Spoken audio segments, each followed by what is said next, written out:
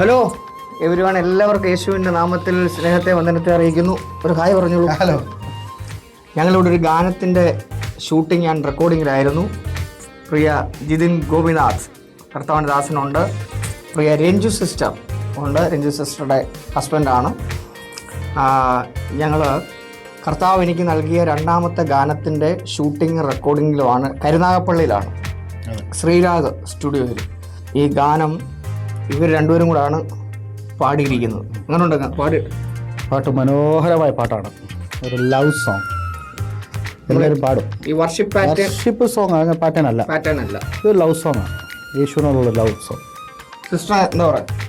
നല്ലൊരു ഗാനമാണ്. വളരെ മനോഹരമായ വരികളും സംഗീതവും, പിന്നെ കർത്താവിനോട് കൂടുതൽ സ്നേഹത്തോടെ വയ്ക്കാൻ പറ്റിയൊരു പാട്ട്. അപ്പോൾ തന്നെ രഞ്ജു സിസ്റ്റർ ആദ്യമായിട്ട് ഒരു ക്രൈസ്തവ ഗാനം പാടുകയാണ് അല്ലേ? മ്യൂസിക് ടീച്ചറാണ്, എംഫിൽ മലപ്പുറം സ്കൂളിൽ പഠിപ്പിക്കുകയല്ലേ? മ്യൂസിക് ടീച്ചറും കൂടാണ്. കർത്താവിന് വേണ്ടി പാടുകയാണ്. ഇവരുടെ ജീവിതത്തിലുള്ളൊരു അത്ഭുത സാക്ഷ്യം കർത്താവ് നൽകി. അതിനെ തുടർന്ന് അവർ കർത്താവിന് വേണ്ടി പാടുകയാണ്. ഇത് പറഞ്ഞല്ലോ, ഇതൊരു വർഷിപ്പ് പാറ്റേൺ മൂടല്ല, എന്നാൽ തകർന്നിരിക്കുന്ന ഓരോ ഹൃദയങ്ങളെയും ഈ ഗാനം എന്തോ ഉറപ്പായിട്ടും സ്പർശിക്കും. അങ്ങനെ ഈ ഗാനം കർത്താവിന് നൽകിയപ്പോൾ തന്നെ ഇവർ രണ്ടുപേരുടെ മുഖമാണ് എൻ്റെ അകത്ത് വന്നത്. മനോഹരമായി അവർ പാടിയിട്ടുണ്ട്.